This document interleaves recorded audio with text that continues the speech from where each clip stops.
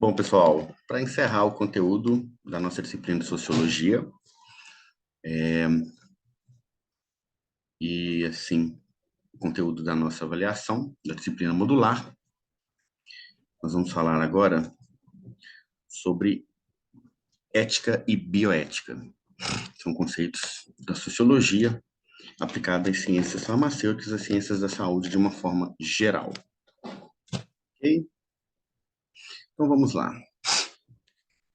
Um momentinho enquanto carrega o slide. Bom, então vamos começar aqui falando sobre a ética, conceito de ética, né?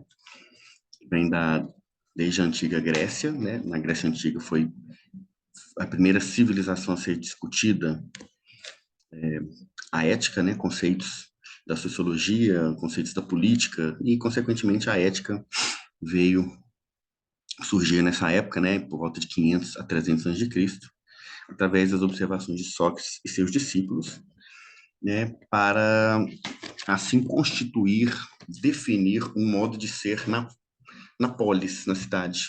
Como viver de modo social, como viver de modo pacífico, né, e de modo correto na cidade, né, na Grécia, né, seria o caso. Então, ethos quer dizer morada do homem, né, modo de ser, caráter, costumes. A ética é o abrigo que confere proteção e segurança aos indivíduos, cidadãos, aqueles responsáveis pelo destino da polis, da cidade. Então, inicialmente, esse conceito de ética ele surgiu na Grécia Antiga como uma maneira de agir, né, como uma conduta correta, uma maneira de ser dos responsáveis pelo destino da cidade, ou seja, dos políticos, dos gestores da cidade. Né? Então, o conceito de ética está muito ligado ao conceito de política, né? E de costumes e de conduta, né?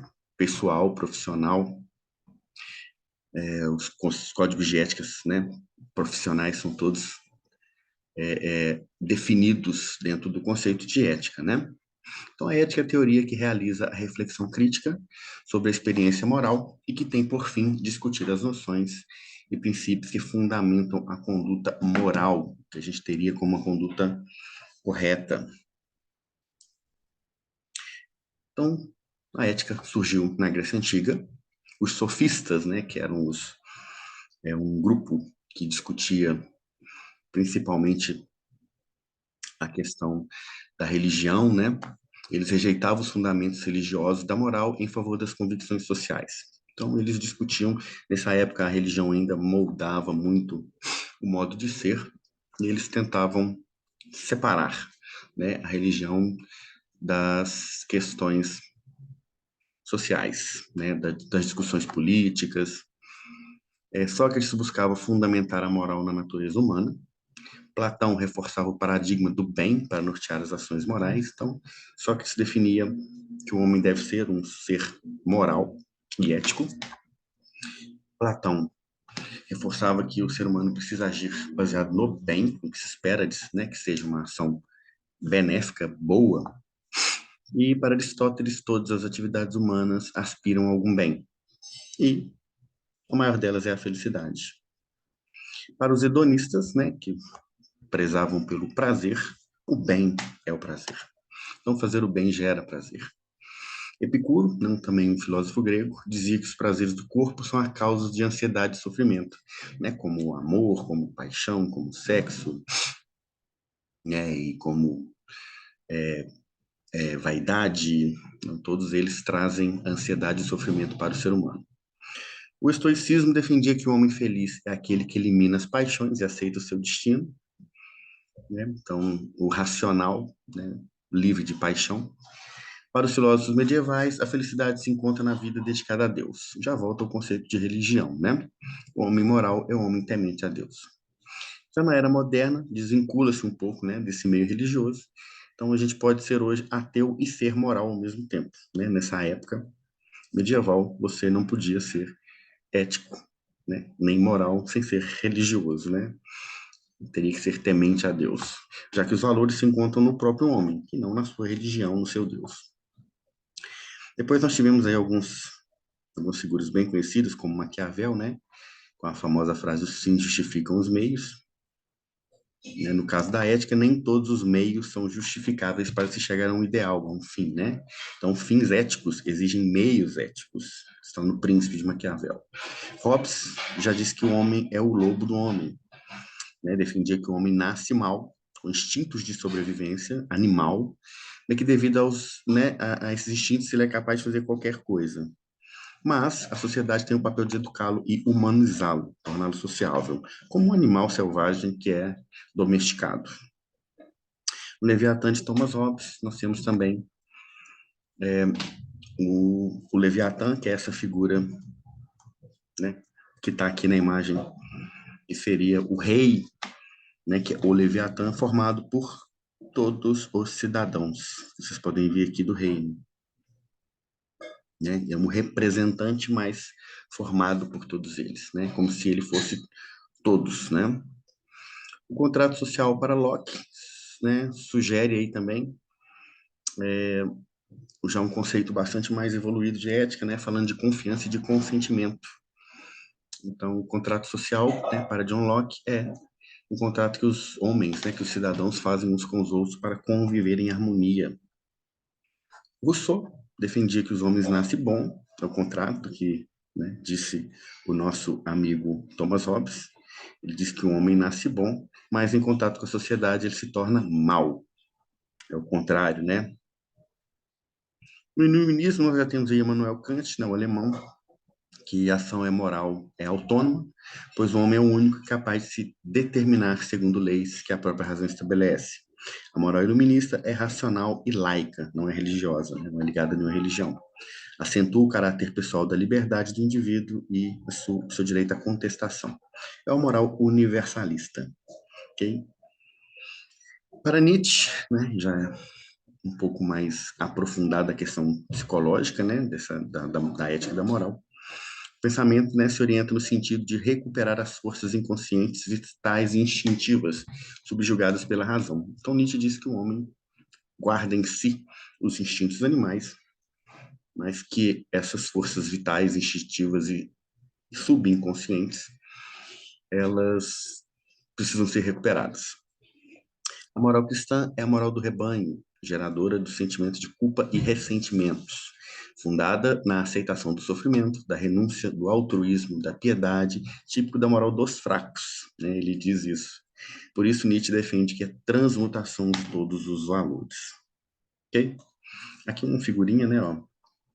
O que tem nesse recorde de jornal, Manolito? É uma falda, né? As cotações do mercado de valores dos valores morais, espirituais, artísticos, humanos, e não dos que servem para alguma coisa, que são os financeiros, né? Os materiais. Então, só para a gente definir aqui, é uma questão conceitual, a ética, né, baseia nesse conceito que a gente viu, evoluiu desses conceitos, desses pensamentos, mas a partir da ética nós temos a definição, por exemplo, de leis, que vão levar em consideração costumes, virtudes e hábitos dos cidadãos, né? Tem uma frase aqui de Oscar Wilde, muito interessante, que ele diz que chamamos de ética o conjunto de coisas que as pessoas fazem quando todos estão olhando. O conjunto de coisas que as pessoas fazem quando ninguém está olhando é o caráter. A ética seria produto das leis erigidas pelos costumes e das virtudes e hábitos gerados pelo caráter dos indivíduos. Existem, pois, condicionantes internos, caráter, e externos, costumes, que determinam a conduta do indivíduo. Né? Então, a prática do bem e da justiça vai envolver respeito às leis, né? As leis mesmo né, do país, da cidade, da polis, né? Chamada de heteronomia, que é você seguir, né? Obrigado a seguir. E a autonomia, que é a intenção individual de cada sujeito. Então, seriam as leis individuais de cada um, as leis que as pessoas se colocam, e as leis que são definidas por um conjunto de políticos, gestores, né, de legisladores, que é a heteronomia. Ok? Ética, valores que definem o que devo, o que quero e o que posso. Porque nem tudo que eu quero eu posso, nem tudo que eu posso eu devo, nem tudo que eu devo eu quero. Então, moral, ética e caráter têm interseções, né, entre si. Não é a mesma coisa, são conceitos distintos, mas que têm relação direta entre si. A ética é um instrumento fundamental para a instauração de um viver em conjunto, base para a construção do mundo político e condição necessária para a sobrevivência da espécie humana. A ética trata do comportamento do homem, da relação entre sua vontade e a obrigação de seguir uma norma, do que é o bem, de onde vem o mal, do que é o certo e errado, da liberdade, da necessidade de se respeitar o próximo. Nossas ações têm efeito sobre a sociedade, isso é um fato, né? Isso aqui é as conclusões aí. Cada homem deve ser livre e responsável por suas atitudes. A justiça é a principal das virtudes. Nossos valores têm uma origem histórica, né, desenhada através de períodos históricos. Cada moral é filha do seu tempo, como eu disse, né, períodos históricos definidos, e devemos adequar nossas vontades às obrigações sociais. Qual a questão central da ética, então? Como devo agir em relação aos outros? Virtude, honestidade, desonestidade. O sujeito moral, além de relativos ao lugar e ao tempo, são também subjetivos. Se cada indivíduo pudesse definir sua própria moral, como seria o mundo, né? Então, nós temos muito isso definido também, definindo as questões políticas, né? A política, ela é diretamente ligada à ética. Surgiu, né? Para políticos, né? Temos também a liberdade, né? E aí, como liberdade, nós temos a heteronomia, que é como o ser humano deve, o indivíduo deve agir em respeito ao outro, né? São as leis que definem a convivência. E a autonomia, como ele deve agir consigo mesmo, né? Que é a autonomia, são as suas próprias leis. Liberdade ética, né? Um sujeito moral capaz de decidir com autonomia e respeito como conduzir a sua própria vida. Manuel Kant diz que a liberdade consiste na obediência às leis que o próprio sujeito moral se impõe. Já Jean-Paul Sartre diz que o homem está condenado a ser livre, ou seja, a liberdade traz responsabilidades. Bom, então, envolvendo ética, sociologia e saúde, nós temos a ética e as profissões da saúde, a deontologia, né? Então, nós temos aí a ética profissional, questões ontológicas, né, da origem do ser, da sociologia, da bioética e da deontologia, que são os conselhos profissionais, né, a legislação profissional e a legislação. Isso nos leva ao pensamento complexo de Jean Piaget, né, que o Edgar Morin, né, que o mais interessante de todos, que ele tem um livro chamado Introdução ao Pensamento Complexo, onde ele fala exatamente sobre a complexidade de se pensar questões, principalmente sobre o comportamento humano. Né? Jean Piaget fala da interação, Ernst Nice fala da ecologia profunda, Jacques Monod fala sobre a causa e necessidade, e a Ilha Prigogine sobre ordem e causa, e o Edgar Morin sobre a complexidade, o pensamento complexo, né? Que é a acomodação e a assimilação. Os problemas a resolver são, pois, os da diversidade, né? Então, nós temos diversas formas de equilíbrio, da razão dos desequilíbrios e, sobretudo, do mecanismo causal das equilibrações e desequilibrações. Equilíbrios e desequilíbrios. Ok? Então, vamos falar um pouquinho sobre a bioética, que é a ética aplicada à saúde. Nós temos aí o imperativo categórico de Kant, que diz que o ser humano deve agir de tal modo que considere a humanidade tanto na sua pessoa como na pessoa dos outros, sempre como um fim, não como um simples meio. Nós vamos ver que a bioética ela surgiu da necessidade de se definir conduta correta, conduta ideal para os profissionais de saúde, para a conduta dos profissionais de saúde, para pesquisas científicas. Então, na verdade, é para proteger o ser humano dele próprio, né? Principalmente das ciências, né? Da obstinação da ciência, né? Da medicina. Frischard foi o primeiro, né, considerado o pai da bioética, foi o primeiro a utilizar especificamente o nome bioética. Ele disse aí que devemos respeitar cada ser vivo em princípio como uma finalidade e tratá-lo dessa maneira. Né? Isso do seu livro Bioética, uma revisão dos relacionamentos éticos dos humanos em uma relação aos animais e plantas. Então, o que ele quer dizer? Ele diz que é um exemplo, né? Às vezes uma pessoa tem em si uma, um, um gene, alguma coisa, desculpa, um gene, alguma, né, algum processo metabólico que outras pessoas não têm, que deixam, né, fazem com que ela seja diferente, por exemplo, a reação a infecções. Essa pessoa não pode ser dessecada, né? Não vamos pegar essa pessoa para o bem da humanidade, ela é uma pessoa só, a gente vai, vamos matar, vamos dessecar e vamos estudar, porque vai salvar toda a humanidade. É isso que ele quer dizer. O ser humano tem um fim em si só. Ele não tem a obrigação de salvar outros seres dessa maneira com a sua própria vida. E nem a ciência tem o direito, né, de fazer esse tipo de coisa. O Van Potter é um americano, né? Fez uma experiência com pacientes oncológicos, era um médico, fez propor o surgimento de um novo conceito interdisciplinar, o qual correlaciona ética e ciência. É a bioética, né? O livro dele chama Bioética, Ponte para o Futuro, em 1971. Ele é considerado o pai da bioética moderna, né? Potter tenta estabelecer um diálogo entre as ciências da vida e a sabedoria prática, ou entre bio e ethos, criando dessa forma a bioética.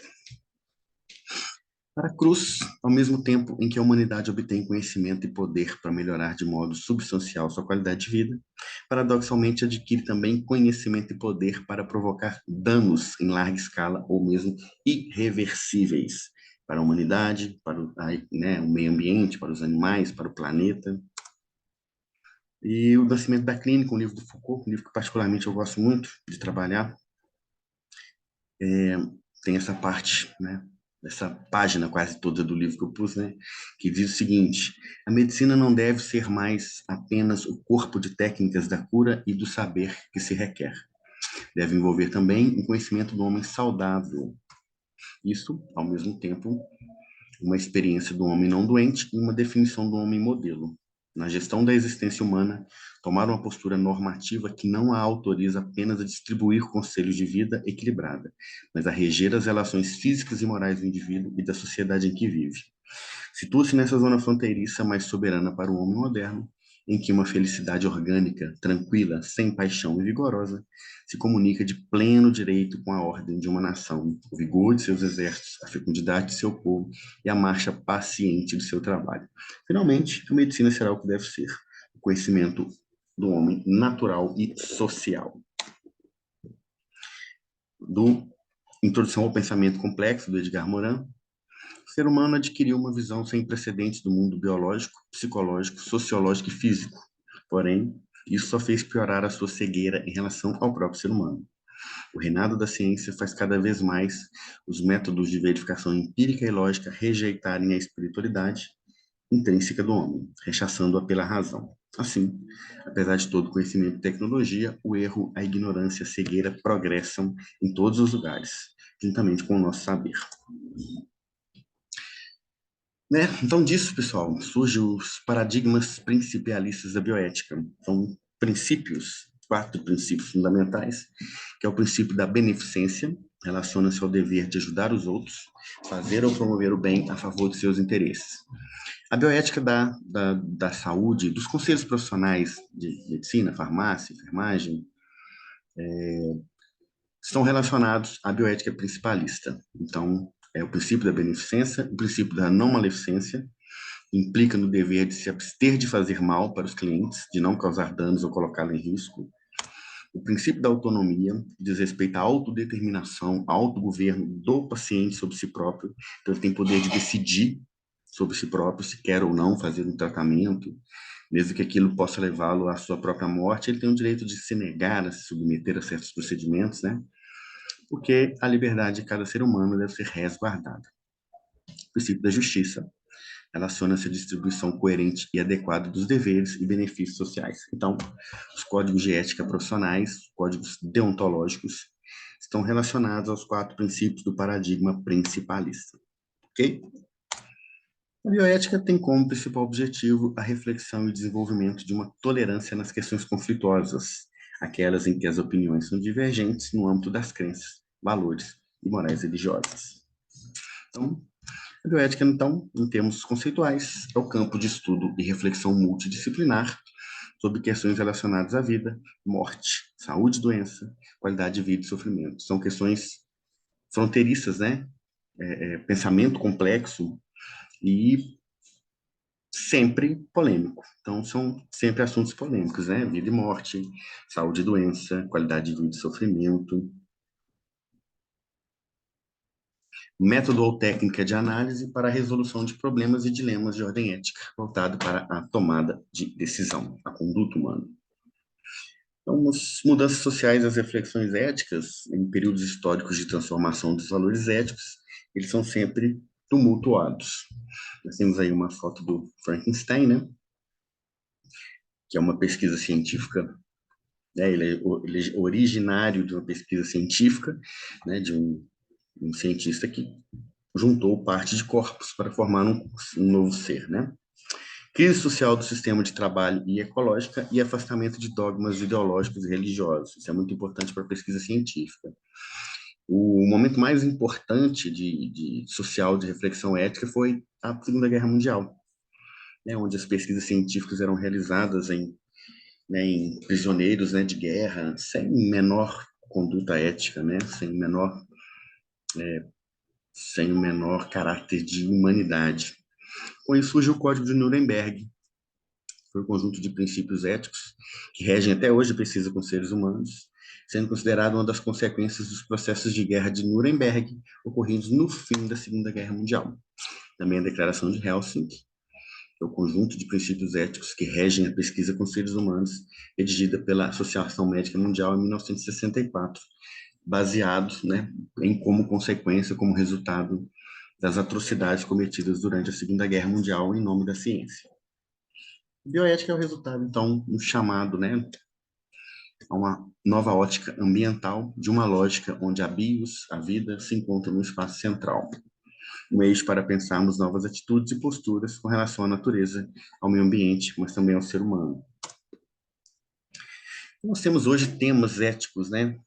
Conflitos bioéticos aí, temas polêmicos da bioética como pessoas e princípios, dignidade da pessoa, principais fundamentos da bioética, sexualidade, procriação, fecundação artificial, regulação de natalidade, esterilização. São todas questões de dilemas éticos. Genética humana, o genoma humano, biotecnologias, engenharia genética, clonagem, células-tronco, embrião humano, aborto, diagnósticos pré-natal, experiências em embriões, e na terminalidade da vida também, como dor e sofrimento, eutanásia, obstinação terapêutica, tratamentos paliativos, morte cefálica, transporte de órgãos, transfusão de sangue, né? Todos esses problemas, todas essas questões são tratadas como dilemas bioéticos. Às vezes algum país não tem isso mais, né, já tem uma regulamentação legal sobre a eutanásia, por exemplo, sobre o aborto, outros países ainda discutem, mas muito está relacionado à questão da influência do pensamento religioso, da ética religiosa, né, da moral religiosa. A ovelha Dolly foi o primeiro mamífero a ser clonado com sucesso a partir de células adultas. Cientistas tornaram pública a experiência somente em 1977. Ela já estava com 7 meses de vida. Então, fizeram tudo às escondidas. Situações cotidianas e persistentes, nós temos a bioética no bioterismo, são pesquisas com animais, pesquisas científicas com seres humanos, aborto, eutanásia, miséria, prostituição infantil, violência, situações de emergentes ou fronteiriças como nascimento e morte, natureza humana, sexualidade. E temos as reflexões atuais da bioética, como, por exemplo, contexto social de urbanização intensa, ampliação de violência urbana, transição demográfica e epidemiológica, envelhecimento da população. Ok? Bom, pessoal, encerramos a nossa disciplina e aguardo vocês aí na nossa avaliação, tá bom? Um grande abraço.